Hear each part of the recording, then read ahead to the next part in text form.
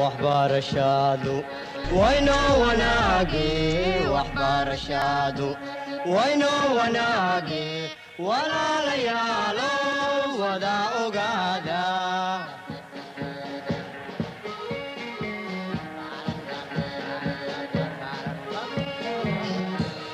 وهي تعلينتا ودادا توسن وهي تعلينتا ودادا توسن.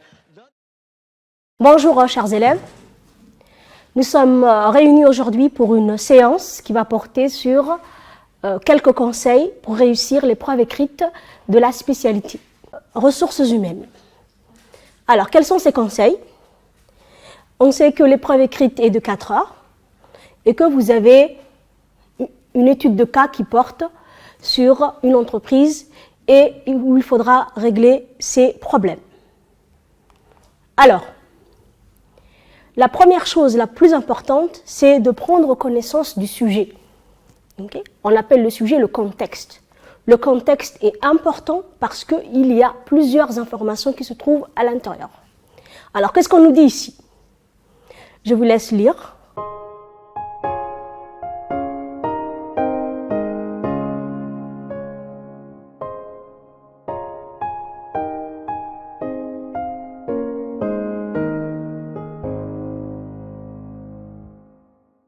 Le candidat doit d'abord étudier les pages de présentation et les questions de différentes parties. Donc, comme vous avez fait des révisions avec vos professeurs tout au long de l'année, le premier élément, il faut s'assurer que vous ayez d'abord le nombre de pages exact, qu'il n'y ait pas une page qui vous manque. Donc, il faut d'abord s'assurer que le sujet est complet. Ensuite, très important, il faut s'assurer des différentes parties qui composent cette étude de cas. Donc, les différentes parties, dossier 1, dossier 2, dossier 3 et dossier 4. Ensuite, on se plonge dans le contexte. Qu'est-ce que le contexte? C'est la présentation de l'organisation. Son activité, sa spécialité, quelles sont les parties dirigeantes qui les composent, et ainsi de suite. Donc, le contexte est important. Et pour cela, lorsque vous lisez le contexte, vous utilisez ce qu'on appelle la lecture active. Qu'est-ce que la lecture active? En même temps, on lit, en même temps, on sélectionne les informations importantes. Okay? On fait un double travail. Et pour cela, il faut avoir quelques matériels importants, tels que le surligneur. Si vous n'avez pas un surligneur, prenez un stylo de couleur, stylo rouge. En même temps que vous êtes en train de lire, vous soulignez tout ce qui est important. Donc, comme on vous dit ici, utilisez la méthode de la lecture active pour repérer et annoter. Annoter, c'est-à-dire à côté de chaque annexe, vous pouvez mettre les éléments qui vous semblent intéressants. Donc, quelques petites notes. En soulignant les différentes couleurs des éléments qui se rattachent au programme de première et au programme de terminale. Par exemple, dans un contexte, si vous voyez un élément qui vous fait rappeler un cours de première, vous écrivez première et terminale, terminale. Okay, c'est une petite astuce. Ensuite, on va rentrer dans les dossiers. Donc, on sait qu'on a 4 dossiers dans l'étude de cas. Chaque dossier est introduit par un contexte. Chaque dossier, avant de voir quelles sont les questions qui sont posées, il y a quelques phrases de contexte qui sont là aussi très importants et il faudra également les lire de la même façon que le contexte général. Alors, quelles sont les capacités mises en œuvre? Dans chaque dossier, on vous demande des capacités à mettre en œuvre. Tout ce que vous avez appris durant les 2 années. Alors, quelles sont ces capacités? Quelques capacités qui sont ici, elles ne sont pas complètes. Par exemple, on vous demande d'analyser une situation de gestion ou de communication. On vous demande de produire, utiliser, interpréter, contrôler l'information. On vous demande de proposer parfois ou de justifier une solution. On vous demande de mettre en œuvre des méthodes, des techniques et des outils appropriés. Et on vous demande parfois aussi de montrer quel est l'intérêt ou la limite de telle ou telle solution. Ce sont des capacités. Et bien sûr, le programme, il porte sur les 2 années, à savoir première et terminale. Donc ça, à chaque fois, on vous le répète tout au long de la terminale, un programme du baccalauréat en sciences de gestion, quelle que soit sa matière, en spécialité, porte sur les 2 années. Alors, on récapitule cette partie qui est importante avant de rentrer dans le vif du sujet. 4 dossiers. Chaque dossier a un contexte qui l'introduit, donc il faut bien lire. Chaque dossier va vous nécessiter de mettre en œuvre des capacités précises. Et enfin, donc, il faut bien vérifier dans chaque dossier qu'est-ce qui est demandé. Est-ce que c'est des capacités de première ou des capacités de terminale? Une fois que vous avez compris cette méthode, lire le contexte général, repérer les dossiers, repérer les compétences, vous allez donc vous préparer à rédiger les réponses qui sont demandées. Alors, chacun a sa propre technique. Il y en a qui répondent directement ou il y en a qui utilisent le brouillon et qui préparent les réponses avant de les mettre au propre. Ça aussi, c'est une technique. Donc ici, il ne faut pas oublier que lorsque vous rédigez la réponse, on attend de l'élève la réponse, mais aussi on attend de l'élève que sa réponse soit structurée, qu'elle soit lisible, qu'elle soit compréhensible et qu'elle soit aérée. De quoi on parle lorsqu'on parle d'une réponse qui est aérée? C'est une réponse où on peut lire, il n'y a pas de rature, il n'y a pas de lignes qui sont collées les unes aux autres, donc il faut que ce soit compréhensible et lisible. Ensuite, il faut justifier toutes les réponses pour démontrer que vous avez utilisé les connaissances du cours. Il faut utiliser un vocabulaire qui est précis, on appelle ça donc un jargon. Lorsqu'on vous demande des questions sur les ressources humaines, vous avez un vocabulaire précis. Donc, utilisez les termes techniques tels que compétences, emploi, formation, recrutement, intégration, tableau de bord, ainsi de suite. Donc, le vocabulaire qui est demandé. Lorsqu'il s'agit de calcul, démontrez le raisonnement. Donc, le raisonnement, comment est-ce que vous êtes arrivé à avoir ce résultat? Donc, pour cela, on verra tout à l'heure, il y a des techniques et chaque calcul a sa propre façon d'être démontré. Possibilité d'utiliser un tableau pour certaines réponses lorsqu'on vous demande les avantages, les limites, ainsi de suite. Et ensuite, toujours un peu de temps pour relire sa réponse avant de la mettre au propre. Et toujours contrôler la lisibilité de la copie. Peut-être que vous aurez de la chance, lors de la correction, vous aurez des points de présentation qui sont très très précieux. Nous allons mettre en pratique tout ce qu'on vient de dire, donc toutes les petites astuces qu'on vient de montrer, nous allons les mettre en pratique. Et pour cela, nous allons utiliser le sujet du bac blanc. Je vais vous montrer donc quelle est l'importance du contexte et pourquoi il faut le lire, pourquoi il faut souligner les informations importantes, parce qu'on pourra vous poser des questions dessus. Alors, quel était le contexte du baccalauréat blanc? Le contexte était l'entreprise Agir pour l'environnement. Donc, nous allons lire ensemble le contexte et nous allons souligner ou mettre en évidence les éléments les plus importants. Agir pour l'environnement est une association citoyenne nationale de protection de l'environnement. Donc, lorsque vous lisez, en même temps, vous soulignez ici le mot association.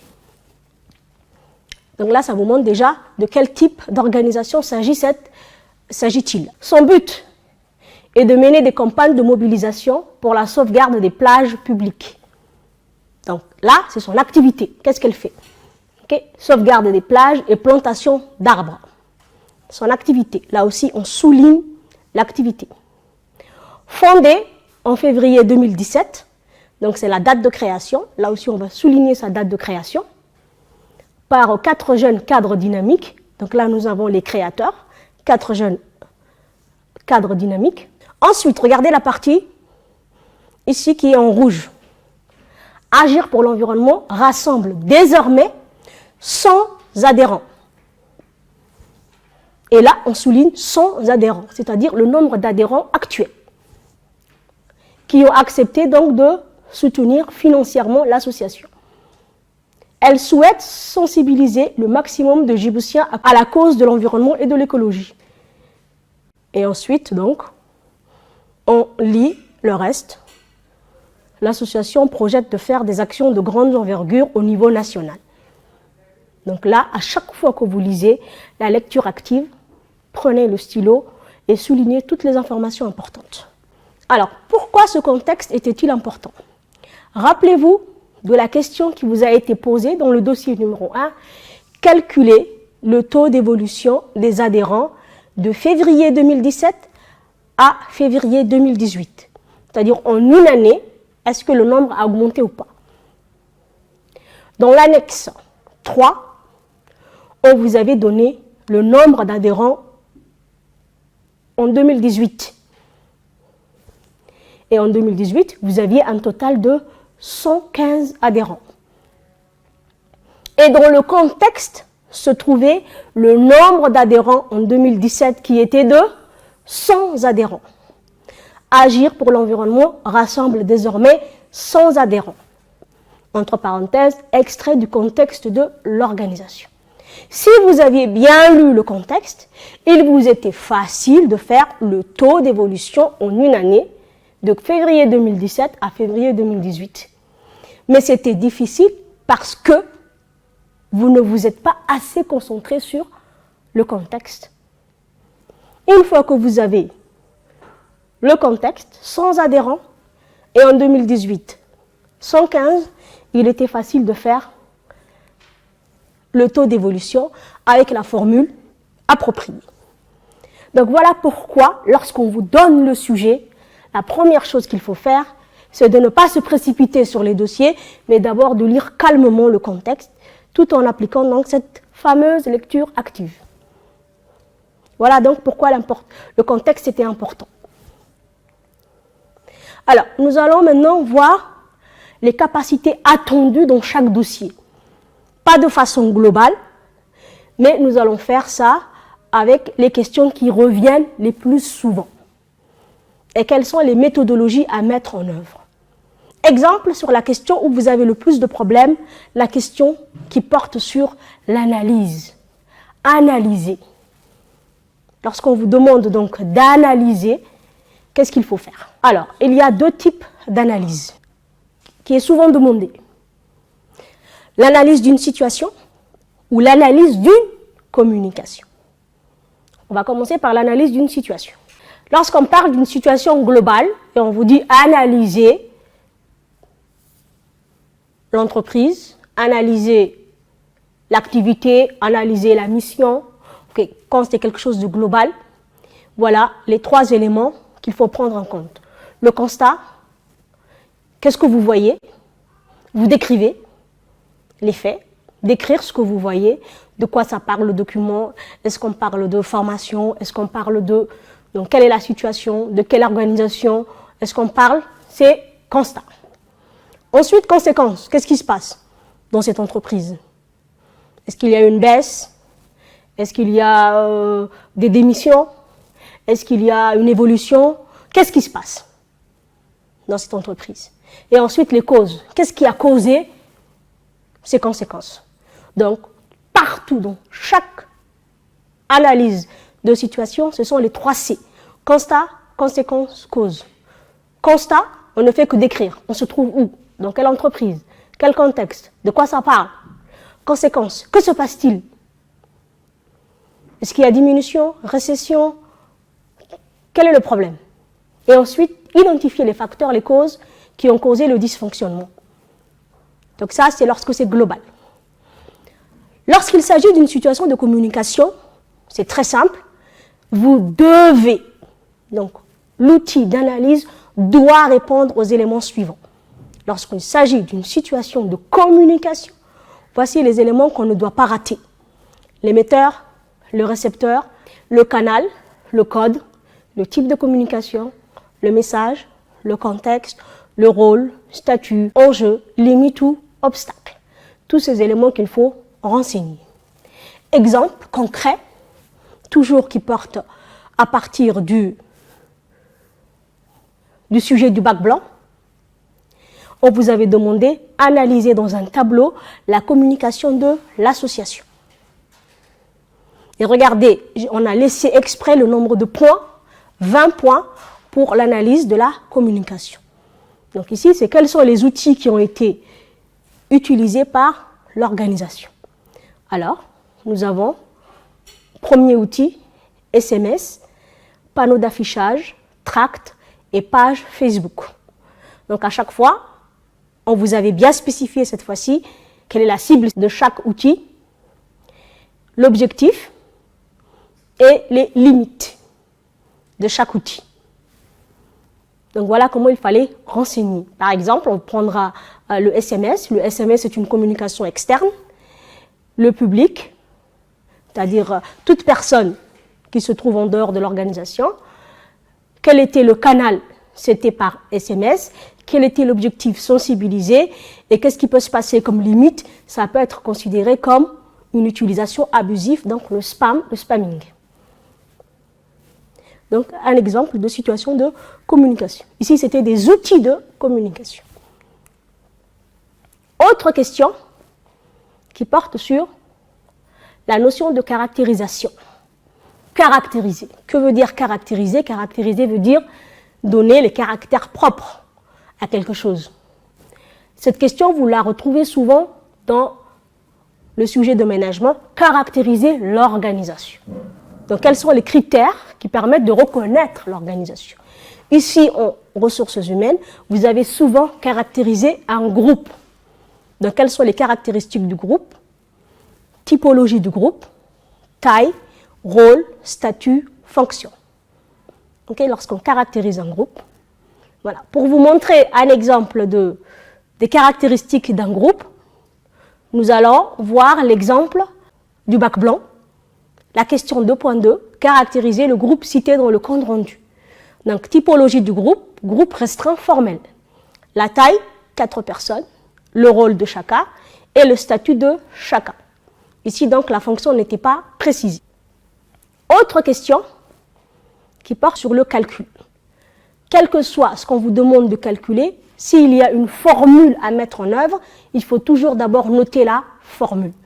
Ici, taux d'évolution, d'abord la formule, ensuite mettez le résultat. Si c'était le taux d'accident, taux de fréquence ou le taux de gravité, notez d'abord la formule du taux de fréquence, du taux de gravité et ensuite vous calculez. Lorsqu'il s'agit d'un calcul de coût, coût d'un travail, coût d'une formation, coût d'un recrutement, coût d'une activité, rappelez-vous le tableau à 3 colonnes, éléments, détails et résultats. Lorsqu'on vous demande de calculer le coût de quelque chose, tableau obligatoire, éléments, détails et résultats. Et à chaque fois qu'on vous demande de calculer quelque chose, on vous demande de commenter les résultats. Rappelez-vous, dans les capacités qu'on avait vues tout à l'heure, la capacité attendue, une des capacités attendues était d'interpréter l'information. Donc, dans le commentaire des résultats, on vous demande d'interpréter les résultats. Donc, l'élève doit s'appuyer sur les chiffres et les interpréter. Et surtout, il faut toujours mettre les chiffres entre parenthèses à chaque commentaire. Donc, exemple très simple, le taux d'évolution du baccalauréat, on vous demandait après commenter les résultats. Et le seul fait de dire le nombre d'adhérents a augmenté de 15% en une année valait 2 points. Donc le commentaire est très important. Il suffit donc de mettre par écrit ce que vous observez. Donc les résultats que vous avez obtenus. Les questions qui portent sur distinguer, comparer, différencier, ce sont des questions qui se ressemblent. Lorsqu'on vous demande de comparer, mettez les critères de comparaison.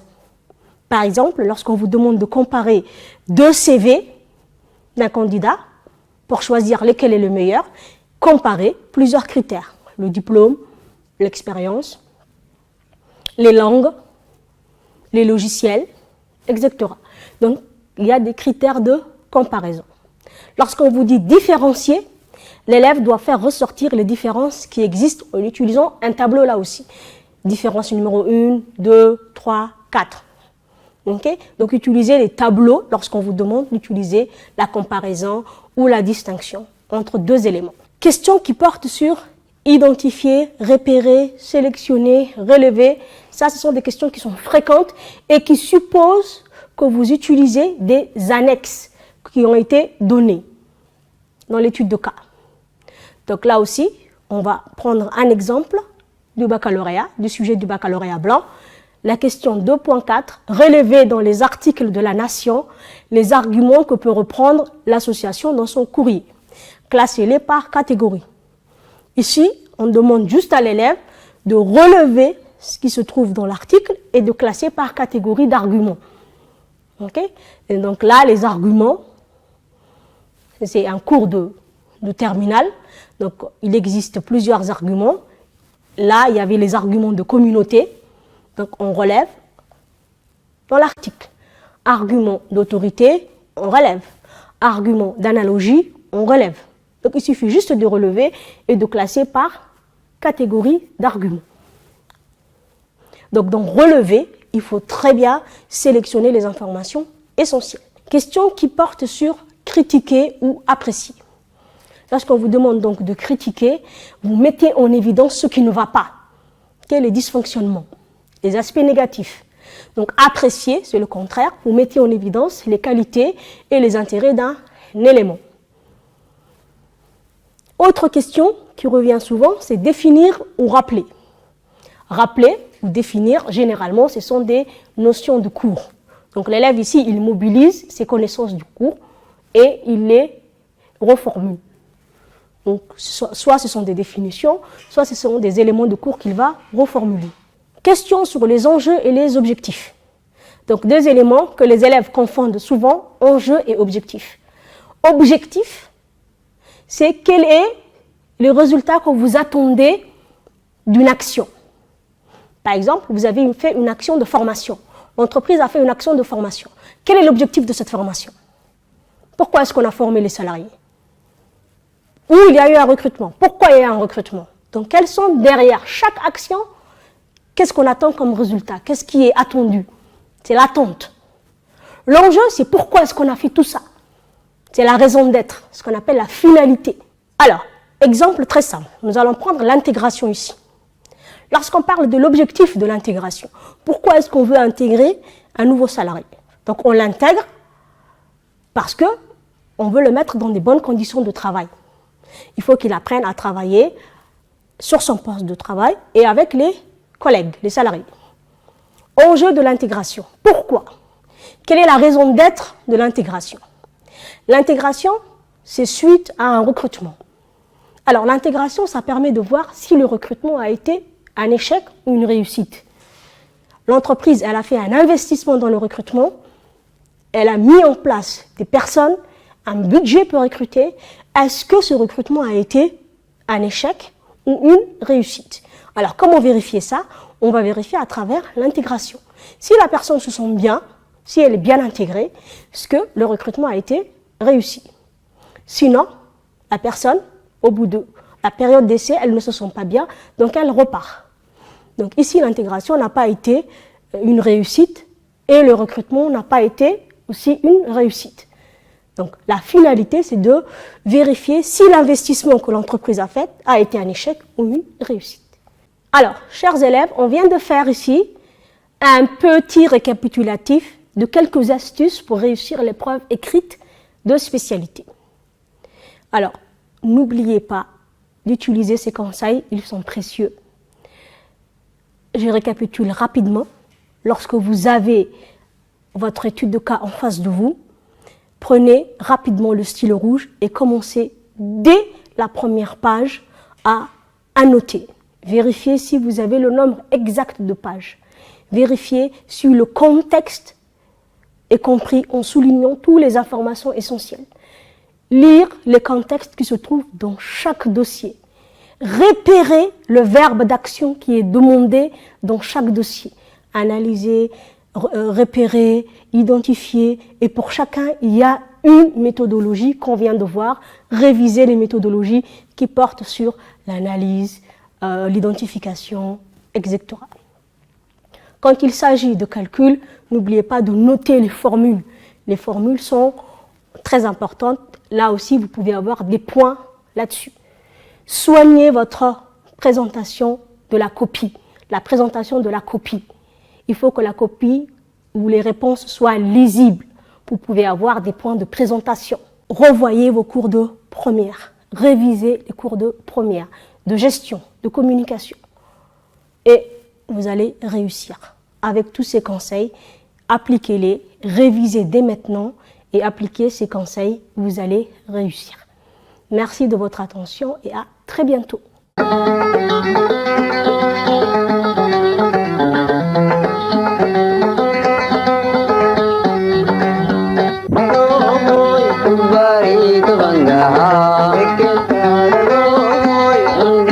Universidad